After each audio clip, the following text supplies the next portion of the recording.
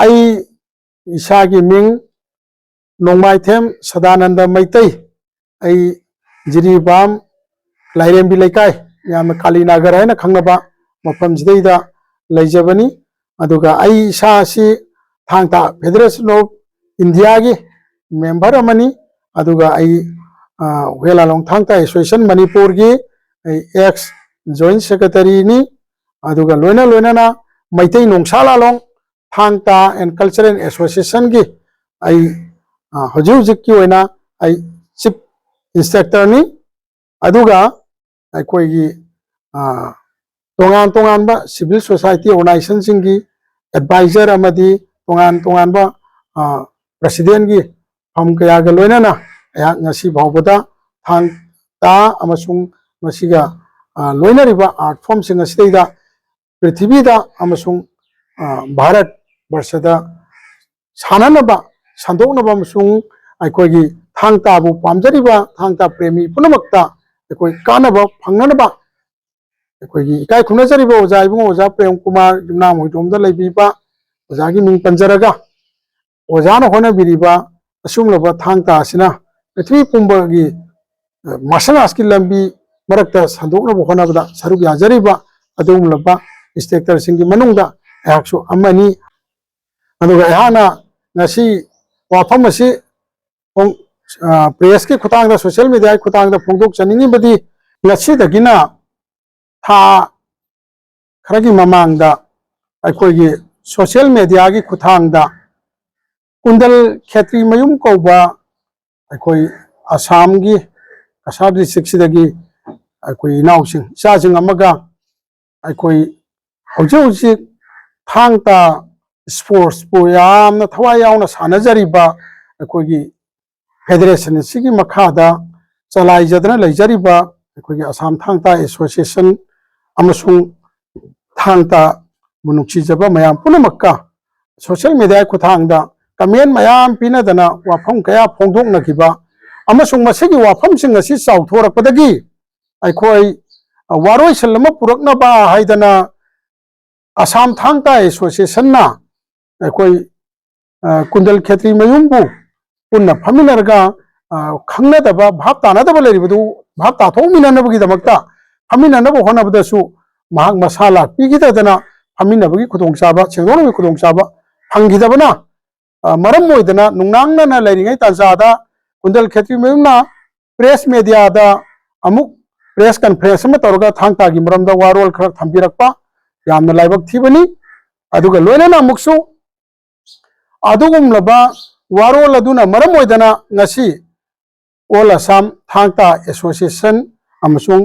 Kasar district Thangta association अदुगा कोई थांगता गी तोंगा तोंगा बलुक की इंस्पेक्टर सिंह कोई पुंजनजदना अखोई अजुमलबा वाफम सिंह असिगी मतांगदा खजितंग मीडिया की खुतांगदा थमजनबगी तांजा अदु अखोई हुजि लौजरी मदुदी अखोई थांगता हाइबसी दा अखोई मसी मैहौरोलदगी हौरक्लबा पुया इतिहास क्यागा सागोनरक्लबा मालेम सिलै सेमक्पदगी हौरक्पा थांगतागी वारोलबु मीडिया की तेनग्रबा सरुक खरदा लोइनमक नैनबा हाइबसे चौमनगनी ओइथोकलोय मरम अदुना हौरक्पगी वारोलसिंग थांगता मतौ क्रमाय तौ हौरक्पगी हाइबगी वारोलसिंग अदु समझनजरकांदा थांगता स्पोर्ट्स की मरमदा अखोइना नैनबने हेन चुंगनी हाइबो वाफमसी अखोइ स्पोर्ट्स पु सानजरिबा अखोइगी माइगीदगी थमजबो वाफमनिना मसी थमजनिंगी मदुदी अखोइ थांगता असे स्पोर्ट्स गेम अमोइना अखोइ फील्ड पुथोक्तना एरेनादा पुथोक्तना यैनबसी ngasi लाइवोइ ग्रबो ओजा गुरु कयागी मतमदगी हौरखरे महाराजा चंद्रकीर्ति महाराज की मतमदे निंधौगी ममांगदा यैनगिबा जज फमदना कनाना ngami कनाना ngamde आइदना येंगदना पंजाबी मसांग यैना हनगिबा मसी कोई चैथारों कुमारदा यावदना लेबा पोनी अदुना मसीदगी सुम मथंग मथंग तौरकपना अखोई आइने मिंगोइना पंजद्रगसु लाइवोइ ग्रबो ओजा गुरु कयाना मपान कांजैबुंगदा करिदा थांगतागी स्पोर्ट्स तौरंबा लेग्रे अदुगी मथंगदा अखोई मणिपुर गवर्नमेंट ना असुमलबा थांगता से स्टेट लेवल की थाकता सरकार न मसक खंगना थांगता सी सानब यारे स्पोर्ट्स तब यारे हाइबगी अयाब से अखोई 1988 की नवंबर की तांग 13 अखोई स्टेट गवर्नमेंट ना मणिपुर स्टेट गवर्नमेंट ना मसक खंगना स्टेट लेवल से सानब होगिबनी अदुना ngasi bawda sahi 53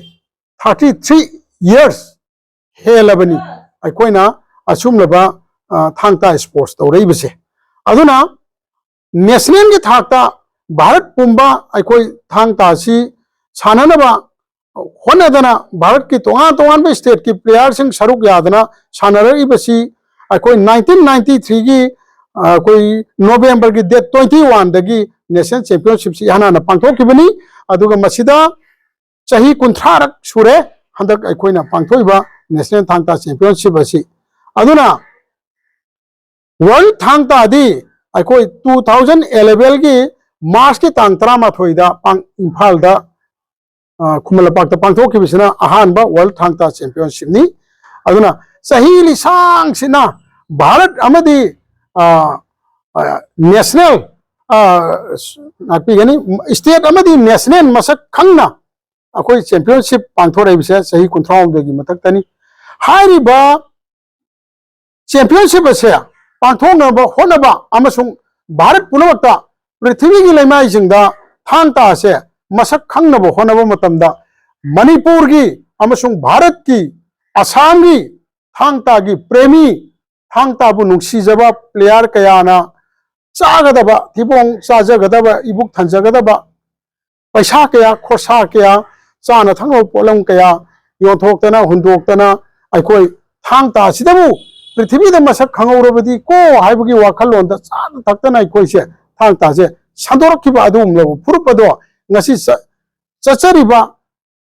ओजा प्रेम कुमार अमदी महाक लोइनरगा हुजिक चचरिबा अखोई फुरुप सिंग सिनी हाइबदा हाइमनबा थोलोय मरम मदुना कनागुंबना मरम निखंग खंगदना थांगता स्पोर्ट्स की मरमदा वा खर हाइरको मतमदा अखोइदी मदो याम लुमना लौजै याम हकना लौजै मरम मदुना खंगबी निंगबा स्पोर्ट्स की मरमदा खंगबी निंगबा ताबी निंगबा लेरबदी अखोइ हेक्ता असम थांगता की प्रेसिडेंट की युमदा सेक्रेटरी की युमदा नत्रगा ngangjariba ai isa amadi hena खंगबीनबा लेरगना थांगता स्पोर्ट्स हौजे हौजे सिंजे लांगजरीबा थांगता फेडरेशन ऑफ इंडिया की कांगू नत्रगा मणिपुर की वेलालोंग थांगता एसोसिएशन की प्रेसिडेंट सेक्रेटरी ने सिंगबा सिंगदा पर्सनल ने चलगा उनबियु फोन तौबियु अदुगा वारी पुनमक्से खंगबीगनी हाइबसि मसु अइना समलंगना थमजगे अदुगा लोइनना अखोइना थांगता सि संदोकनबो होनबो मतमदा दिल्ली दा अखोइ चाद थक्तना खोंगांग मना फुटलगा चारगा थांगता से तंबीरखिबा मीगी युमदा लेरगा थांगता से तंबीनबो होनबदा युम भरा पिनिगाय लेतदना चाक चानिगाय लेतदना होनगिबा लेबर मयाम लेरी हरियाणा दा थांगता संदोको तमदा वागिबा तो जम्मू कश्मीर दा थांगता से संदोकनो होनबदा मयाम खंबियो फेसबुक दा व्हाट्सएप दा सोशल मीडिया दा कातो कारण इबना आई हेरो बे आरोय अकनबो बे आरोय हिरम दुदैदा थेंगनैबा मीदो अदु खक्तन हिरम दुगी मरमदा खंगदमनी जम्मू कश्मीर हैबसे करीगुम स्पोर्ट इवेंट अमत्तदा सरुक यादबा अदुगी सुमथक्ता मुस्लिम कम्युनिटी ओइदना नुपीबु महै मसिंग तंबा लारिक लाइसु तंबा बाव यारमदबा अदुबा स्टेट अदुबा कम्युनिटी मगी मीना खुंदाबा मफम अमने हारिबा मफम जोइदा लेरिबा जाति की लेरिबा इचनजिंग इसेजिंग मरुम पांजिंग इमा इचाजिंग असे थांगता साननबगीदमक्ता स्कूल चटपदा मागी स्कूल की बैग ता सही अनि अनि हापगा सानब चलगा थांगता सानरगा भारत की अदुम गवर्नमेंट की मखादा कर्मचारी फंगदना इंसेंटिव फंगदना नुआ याफबो पुरैबा जम्मू कश्मीर दा मुस्लिम कम्युनिटी दा स्पोर्ट्स की अचौबा कल्चर मा पूरा हनगी बसे मसी अखोई थांगता जम्मू कश्मीर दा संदोखिबदगिनी अखोई ngasi थांगता की कल्चर ददी ओजा उबु मतमदा मुस्लिम के दुगु प्रजा जिंगदना खुरु कुंदना ओजाबु लोइना खोइरम हलिबनी खोइरमगी कल्चर चनरिबनी अखोई सुंगलबा कल्चर संदोकपा कल्चर द नते लोन मयेक संदोइबा अदुगुंबा पृथ्वी की मफम पुनमक्ता लोन लैंग्वेज हाइबदी अखोइना थांगता से तंबीबो मतमदा मैते लोन तंबीरिबने मैते थांगता की लोक हौरो लेपो फूरो सही तारे तोंगान तोंगान बा कनो मैम से थांगता लैंग्वेज से संदोइबनी प्लस स्क्रिप्ट संदोइबने अखोइ से कल्चर अमदी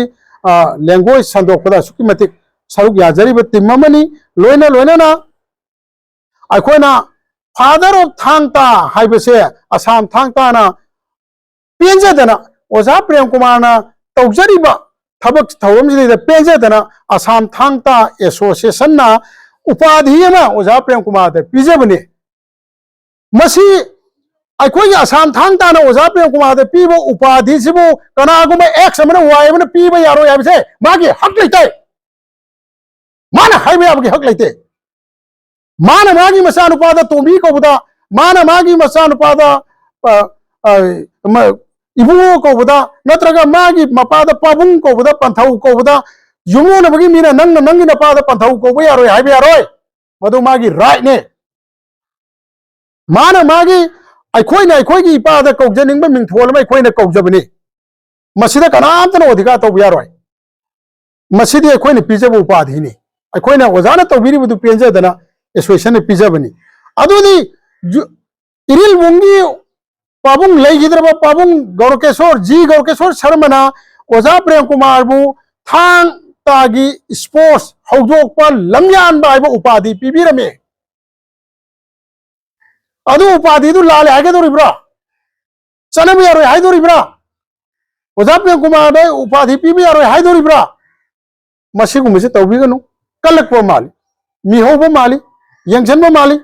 अखोइ नंगसी खेलेओ इंडिया दा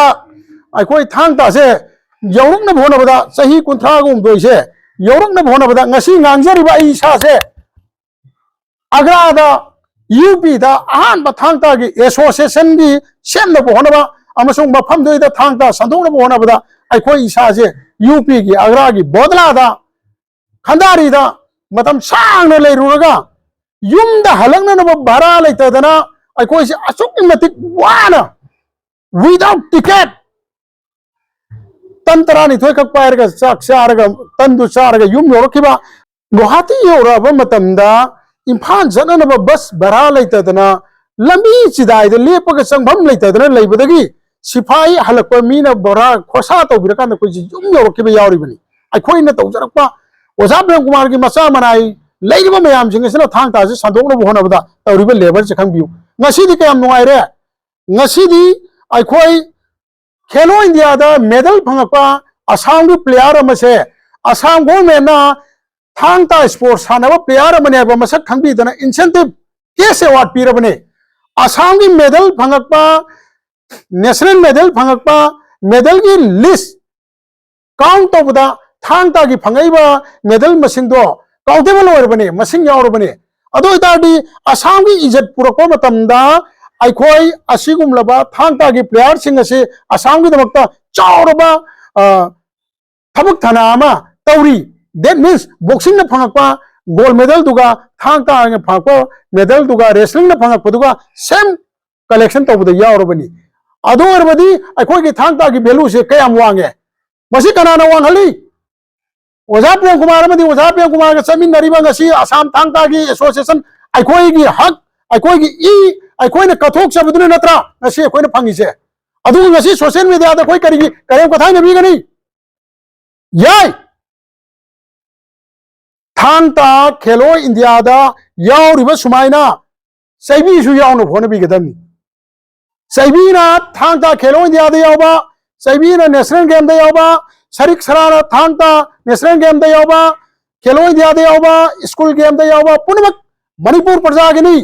भारत गिनी असम गिनी अखोई पुनमक सु सपोर्ट तौई यावगदमनी यावनगदमनी मसी यावनो होनमिनबा अखोई की दायित्वनी इथौनी होनब ngandaba अखोई दो असोनबनी ngasi पोसी यौनब होनब ngamdriba अखोई से असोनबनी होनमिनगदमनी मुंगना सु यावजनु कांगजै सु यावजनु कांग सु यावजनु पुनमक यावजनु स्पोर्ट इवेंट पुनमक यावजनु यावनब होनमिनबसे अखोई इरैचा पुनमक की दायित्वनी अदुबु मीना हाना यावदना लैबा पोटपु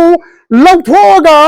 ममिंग अतोप सिंधोकदबनी यावद्रिबा पोट ममिंग सिंधोकदबनी हाइबसिदि यामना पांगदबा मिपांगदमगी खुदमनी अइना तौजरिबा ऑर्गनाइजेशन अइना पामजबा पोलम अइना पामजरिबा थबकतो मपुंग फाना होनमिननबा होनबदा मयामगी सोजोक मयामगी मिनुंगसिगा लोइना चमिननबा होनबसिदि अपुनबगी शक्तिनी मधुगी स्ट्रेंथ तो सागतकदबनी चमिनगदबनी अदुगा मीना हाना तौदना लैरबा पोट अमबु लौथरगा अइना तौगदबनी हाइबसिदि मसिदि यामना फजदबा अखोइगी मनुंगदा याम फजदबनी अखोइ मैतैगी पुंसनबा यादबा अखोइ मैतैगी चमिनबा यादबा अखोइ अमगा अमगा हुनबगी वाफमजे तोक्सी मतम हेनग्रे मसिगी मतम हेनग्रे अदुगी महत्ता वालहौरिबसिंगसे मसिदा अखोइ कनाना करी मेंसलगा हेन मपुंग फाबा खोंजेन नम ओइगदगे हेन यांग खोंजेन नम ओइगदगे हाबिसे मसिदा खनबा मतम यौरे हाबिसे मसि आइना थमजनिंगी लोइना लोइना ना अखोइ ग्रांड मास्टर हाइबगी मतंगदा ग्रांड मास्टर मसाना मसाबु ग्रांड मास्टर हाई हाइबो वाफमसे मसि तोकपिरो मसिगी वाफमसि आसामदा यौरपसि याम लाइबक थिबनी आसामदा मसि नैनरिसि थेंगमनग्रे मणिपुरदा मसि ngalingay matamda yamna मांगजौना नैनग्रे अखोई ओजा प्रेम कुमार अबू तंबीरीब ओजा इबुंगोसिना इसाने इसासे ग्रांड मास्टर ने नंगसिबो हाइगिब लेते अखोई इनानसु ताजदे ओजाना हाइबसि इमिनसु उजदे अदुगा ओजाबु ग्रांड मास्टर नि हाइदना हाइबसिदि इमुंगदा ख्वाइदगी अहल लोइब मीदो मासी इंग्राजीदा ग्रांड कौई अहल लोइरबा grand father grand mother grand हाइबदी अहन ओइबा हाइबनी अखोइगी लोंदा अहन दुबु ग्रांड नि अदुना अखोइगी एसोसिएशन नि मनुंगदा सुमे अखोइगी ओजा प्रेम कुमार से सनाल गुनेश्वर अमिल सना हाइना खंगबा ओजा सिना तंबीरंबनी ओजा से अखोइ पुनमकी लाइगी मसक ओरबा ओजानी ओजा सनान आइना मिंग पंजरे ओजाना सोइबु ngapiu अदु ओजा सिबु अमुक तंबीरकपसु कैबुंग सनाने मखोइदु लेगिद्रे कैबुंग सना सनाल गुनेश्वर चैप्टर चक्र मतुंगदा हौजिक हौजिकी ओइरिबा एसोसिएशन सिगी मनुंगददी अखोइना हेक हाथेंगबा अखोइगे हेक चन्मिनबददी अखोइगी ओजा हनसिना ख्वाइदगी अहल ओइरबनिना अखोइ ऑर्गनाइजेशन मनुंगदा ओजाबो अखोइगी ग्रांडनी ओजा अहननी हाइदना हाइबनी इंग्राजीदा ग्रांड मास्टर हाइबा याद्रगदी अखोइना ओजा अहन हाइदना हाइरेसी हाइदना हौजिक जुमा मोइदोमदा उतंग लाक्पियो ओजा अहनगी मनाक्ता अखोइगी समिनरिबो ओजाजिंग पुनमकना ग्रांड मास्टर कनांता हाइरोय अखोइ ओजा अहन हाइरकनी अखोइदि मैतै रोंदा ओजा अहन हाइजई मणिपुर की मपान थोला कांददी हरियाणा मसादी ओजा अहन हाइबदो लोंदु कोइबा जम्मू काश्मीर मसादी ओजा अहन हाइबदो लोंदु कोइबा अदुना मोइना खंगजबदा अखोइगी ओजा अहन ने हाइदना ग्रांड मास्टर हाइदना अदु मोइना कौजगिबदुगी अदु ग्रांड मास्टर हाइजबनी थेंगनरदी उंता हाइबियो चीएमता पुथोकपियो ओजा अहनना अखोइ ngasiदगी आइंगोंदा ग्रांड मास्टर कौगदौनी आइदा ग्रांड मास्टर ऑफ हुएला लोंथांगता एसोसिएशन हाइदना हाइबसे सीएलरदी उंता पुथोकपियो ngमोय ओजाना हाइगिबा सुलै लेते सिदी अखोइ मयामना नुंगसिबदगी खोंजेंदा थोकपा उपाधि मिंगथोंदुनी वारो बिगनु ओजा अहनना ग्रांड मास्टर मसा ग्रांड मास्टर हाइजबा हाइबसे यामना हाइमनबा थोई अखोइ ताब नुंगाइते ओजा अहनगी मसा सेबोक अमा ओइना अखोइ सु ताब नुंगाइजदे ओजागी कना लेत्रबदौना खनबिगनु अखोइ पृथ्वी थांगता संदोइबा थांगता प्लेयर मैम से ओजा अहनगी सेबोक ngakतनी ओजा अहनगे चमीनरिबो वखलोन मानबो ngakतनी अखोइ असुक यामना लेना अखोइ इमांगदा ओजा अहनबो तराक तथी ना हाइबसु अखोइ सु नुंगाइजदे खंगदबा लेरगदी खंगदबा अंबिरौ तानमिना जाइबो वाफमजे अइना थमजरी अदुना अखोइ खेलो इंडिया दा मिंग चनबदा लाले हाइबो वाफमसे हंदोकपियु मसिमा अइना हाइगिबदु लाले हाइबियु मरमदी मसिगा सब मानना अखोइ नेशनल अखोइ कांचीपुर यूनिवर्सिटी गेम तौननबगीदमक्ता गेम लिस्ट यूनिवर्सिटी ना हापे गेम कैलेंडर दा हापको मतमदा अखोइ कनागुम मियोय खरना अखोइ थांग ताजे यूनिवर्सिटी गेम होइना तौबा यारोय मसिगी महुता अखोइ चैबी होइना तौजगे हाइदना ngasi adom na panbiriba chaibi se masi oina tawjage हाइना हाइरुबदगी मतम खरा थांगता गेम तौबसे यूनिवर्सिटी थिंगेबा पलहनगेबा अदो कोना स्टडी तौरो मतुंगदा ए थांगता न चुमिना चैबीना तौबसे हाइसे लालिना खंगदगी ngasi भावबदा अदुम यूनिवर्सिटी गेम दा थांगता तौ लेरियाबा अदो चैबी दो तौबा यादे हाइबा नतेबा मोइना चेदो थाबा मतमदा थांगता गेम ना यूनिवर्सिटी गेम दा यावबा गुमना अखोई चैबी बुसु याहन बिउ चैबी सु यूनिवर्सिटी गेम की मनुंग दा चलन बिउ this is also kind of a martial arts हाइदना थांगजन जेबा यूनिवर्सिटी गेम दा चैबी सु याहन जेबा यूनिवर्सिटी गेम दा सरिक्सरा सु याहन जेबा सिसु मणिपुर की मार्शल आर्ट्स मखल मनी सिसु गेम तौसेना मुना तौरिना यूनिवर्सिटी गेम दा मुना दी तौरिना चैबी करिगे याव यारोय अदुगा तोंगा तोंगानबा आर्ट अतै करिगे याव यारोय अखोइना होनबा यावनबो होना जमनदो अदुगी वानियाबा होना मिनसी यावनबो होना सेबा अदुदी नतना थांगता लौथो अखोइ तौगे अदुदी हाइबिगनोबा थांगता तौजरिबा खोइ साउनिंगेबा सुमाय तौदना खेलो इंडिया दा थांगता तौबसे लाली Thangta in the Khelo India is not the true martial art of Manipur. What is the martial art of the Manipur? Martial art से थांगता कौदे हाइतागदि करी कौगेबा थांगता इबा मार्शल आर्ट से माना पामजबो मौंगदा कौगेबा कनागुमना हुयल लालों कौई कनागुमना हुयल लांगलोन कौई कनामना हुला कौई कनामना मिहार मिकन हैन सानै कनामना सजान हैन सानै कनामना सरिक्सा हैन सानै कनामना माना पामजबा माना थेंगजरबा सेक्टर दो सेक्शन दो अदुगी मतुंगिना मिंथोन थोलकांदा सानैयबा अदुगा कमन दी करिनो थांगतानेबा कमन नेम दी कइनो दिस मार्शल आर्ट से थांगतानेबा अदुगा अखोई सुमाइ तौदना हारिबो पोसिंग असे लाकपनी अदुगा करिनो अय उजियम हाइगे तौदो कावरे थांगतासी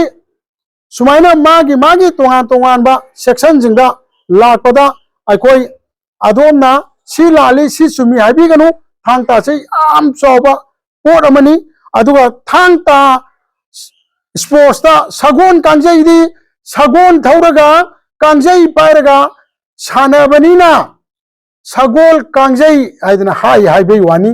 सगोल कांगजै से पृथ्वी पुनमने यानरे मणिपुर के हौदोकने हाइदना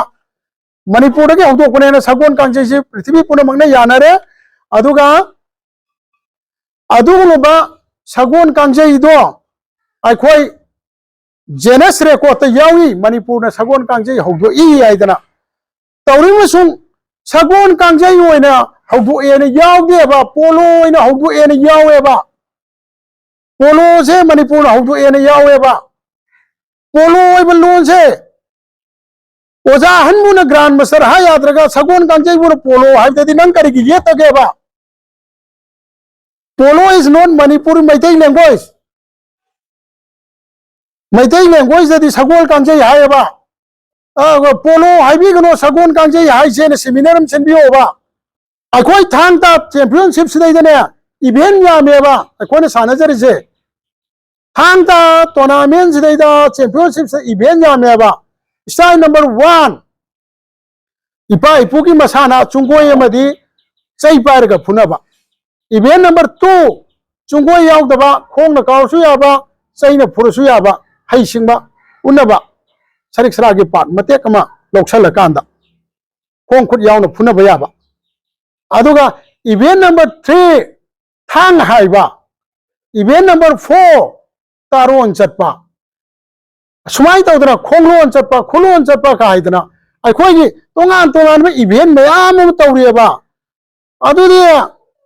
थांग हारिबा तारोन चलिबा ता खोक्सारी सिटी कोई करी हाइगदा के थांगता टूर्नामेंट नतती थांगता चैंपियनशिप नत्रदी खंगदरदि हाइबिगनोबा खंगदरदि हंगबियोबा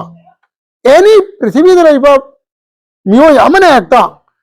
हिरम जेदा खंगबि निंगबा तारबदी कनागुंबा थांगता गी मरमदा रिसर्च तोबा थांगता गी मरमदा डॉक्टरेट फंगबा मणिपुर दा मणिपुर यूनिवर्सिटी की मखादा थांगता की मरमदा डॉक्टरेट फंगबा डॉक्टरेट याम लैरे आबा हारिबा डॉक्टरेट सिंगसे स्कॉलर फंगना होनबदा पीएचडी लोइना होनबदा मोजु थांगता मरमदा मयाम लैनग्रबने आबा मोइना लाले हाइदे नंगना कमाई लाले हारिनो मोइना लाले ना नोंदा चेरोनम थांगतेबा एक्सपर्ट सिंगना अदु नंगना कमाई लाले हाइदोनोबा अदुना हारिबा अखोई थांगता से नंगना मणिपुर की हैरबा ओजा गुरु सिंह हौजे हौजे अथॉरिटी ओइरिबा ओजा गुरु मयाम फमिनरकांदा सेमिनार अमा तौसी अदुगा वारेप लौसी हाइदो नंगना हारिदो नंग खंगदबे हारिने बाई साउदेबा नंग हाइदो ख थेंगमनग्रेबा खजितंग थेंगमनग्रे ngasidaginane 1980 ga 788 sorry 90 ga 798 adoi da orongani Manipuri Dance Academy da aikoi Dance Academy hall da thangta seminar tawgreba madudai da Manipur ki Nat Sankritan lairiba Nat Sankritan jingsina lepiba phirep chatliba khongpham chongiba duhar cholom da chongiba duhar cholom da gaurtan gi marina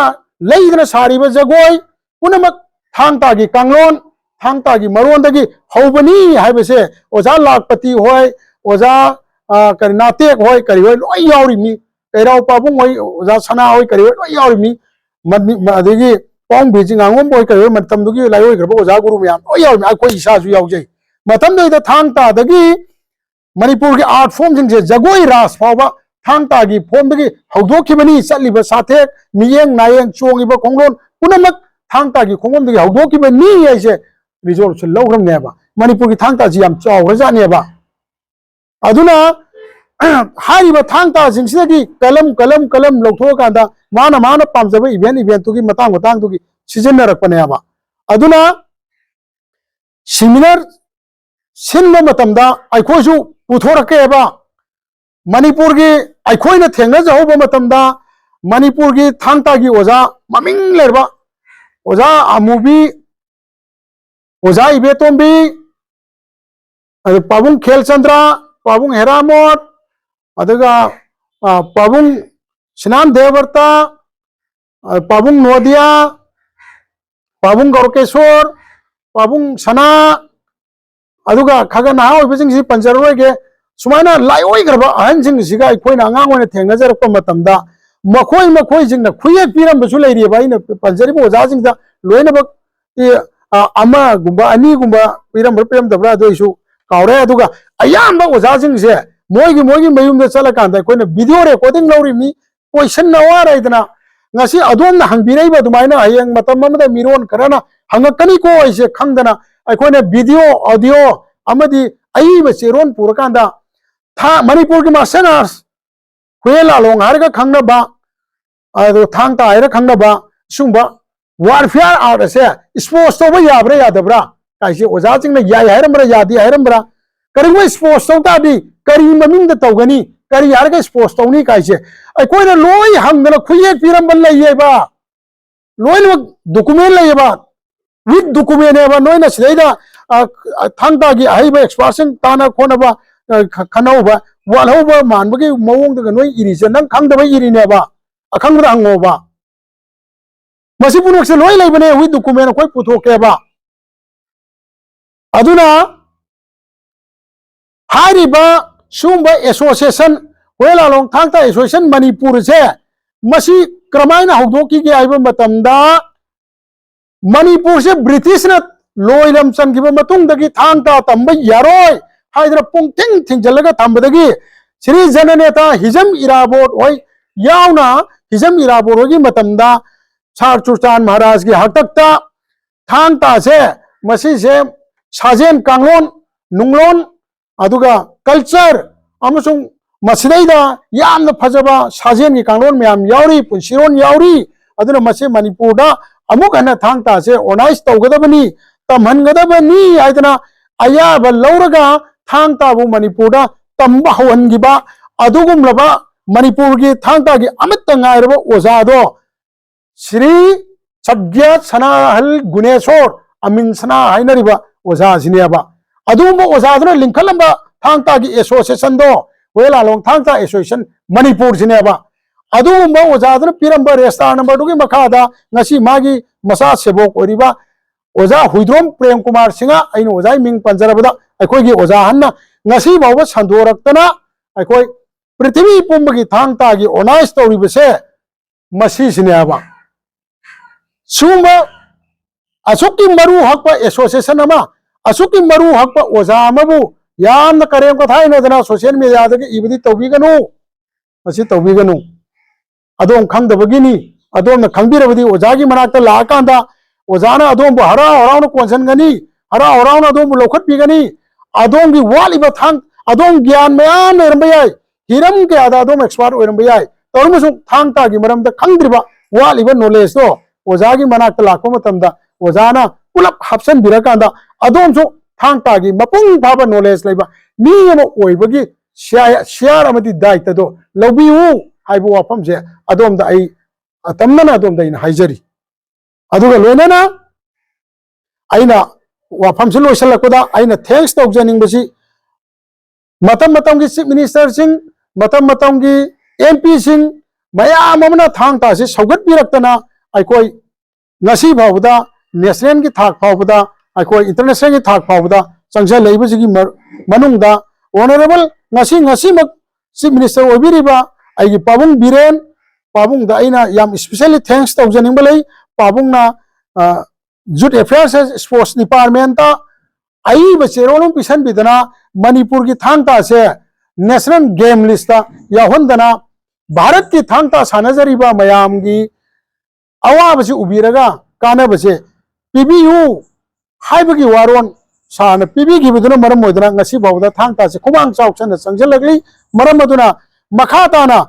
वाली बचेरोन कया affiliation फंगबो होनबदा वाली by कोई अवात मयाम सिंह से honourable CM ना मपुंग फाना ngasi Bavda take कायदना संजल लेबा पुंसी खोंचे सिदैदा अमुका honourable CM ने पीबीरिबा थांगता की मिनुंगसी से हेन पीबीदना यंगसन बिदना भारत की पृथ्वी की थांगता सानरिबा पुनमक की तुंगी मिरोंदा थांगता से नुंगाइना सानजौबा मपुंग फाना सानजौबा फंक्शनबगी दमकता भारत गवर्नमेंट की असुमलबा चेरोन से फंगबिननबा फंगनबिननबगी दमकता मखाताना अमुकसु लमजिंग लमताक बिदना कोई यूनियन एसोसिएशन अमदी फेडरेशन मु खुद पाइदना लमजिंग व्यू अमसुंग लमजिंग बिरंगनी हाबगी थाजब सुमतंगा थमजबग लोइनाना याना लेबांग मियाम अमदी थांगता बु नुक्सिबिरिबा थांगता की प्रेमी पुनमक्ता याना खुबाग चांगयो तरा लोनदना आइना हाइजरी आइना ngangjariba खरसी आई साउनिंगबगी नत्र पेंदबगी हाइजब नते थांगता हाइबा आर्ट असे पृथ्वी पुनमक्ना खंगरकलबा भारत बसदा थांगता की सानव प्लेयर सिंह की कानब एचीवमेंट म्याम लेरबा मतम सैदा मसीबु खंगदब मियोइसिंगना मसीगी मांग तांगनब वांगांग संगांग ओइबा वाही वता हाइरकपदा फाउजब इहुलदो यागने मियाम द फोंदोकचबनी एबांग मियाम पुनमक्ना मसीगी वखलोन से खंगमिनदना थांगताबु अफब कांगलोलमा साजेन कांगलोम ओहेंदना पृथ्वी पुनमक्ता चाइनीज की कंफू जापानीज जूडो तोंगा तोंगान कोरियन कराती मयाम सिंह लाइबा तोंगा तोंगा आर्ट मयाम भोबिनाम नुंबिनाम लाइबा मयाम पुनमक्ना मागी कंट्री की मागी स्टेट की मागी कम्युनिटी की आर्ट चौखनब पृथ्वी दा खोंजेंदा चेंजनरक्लिबा सुमाइना मणिपुर की स्टेट तगी हौजरक्लिबा थांगता असिना भारत संदोक्तना मपुंग ओइना मैतै हाइजरिबा कोई कम्युनिटी असिना मपुंग ओइना होनजरिबा संदोक्चरिबा सुम थांगता असिदा कोई असम थांगता सु याउसनदना पृथ्वी की थांगता कोई पुनमक याउसन मिनदना अकन खोंजेंदा पृथ्वी की मसनास मयाम की खोंजेन मरक्ता तिलुब ngam होने मिनरसी हाइबा वाफम से थमजबग लोइनाना अया थांगताना याइफरे हाइबा खोलाम त लाउजगे मयाम पुनमक खुंबिरकनी थांगताना थांगताना थांगताना ओजा प्रेम कुमार ना